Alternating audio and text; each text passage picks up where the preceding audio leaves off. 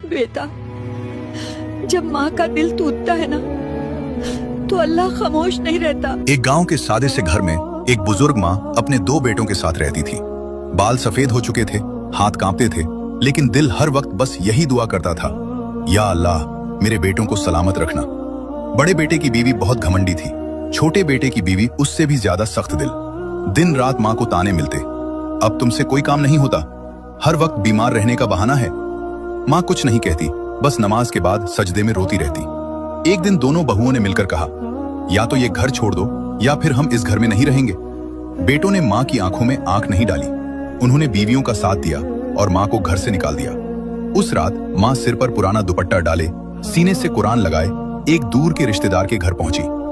जमीन पर सोते हुए भी बोली, शुक्र है या अल्लाह मेरे बेटों को सलामत रखना, मैं उन्हें माफ करती हूँ। लेकिन माँ की आह अल्लाह तक पहुंच चुकी थी। कुछ ही महीनों में बड़े बेटे का कारोबार बर्बाद हो गया, छोटा बेटा भारी बीमारी में पड़ गया। घर में झगड़े, कर्ज, बेचैनी, सुकून बिल्कुल खत्म हो गया। तब एक बुजुर्ग ने कहा, जिस माँ को रुलाया है उसकी दुआ के बिना अल्लाह भी राजी नहीं होता। एक अंधेरी रात दोनों भाई रोती आंखों से माँ को मनाने पहुंचे। माँ ने दरवाजा खोला, चेहरा झुर्रियों से भरा था, लेकिन आंखों में वही रहमत थी।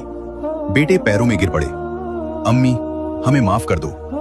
माँ ने सिर पर हाथ रखा, आंखों से आंसू बहे और कहा, बेटा माँ कभी बद्दुआ नहीं देती, वो बस अल्लाह के फैसले का इंतजार करती है।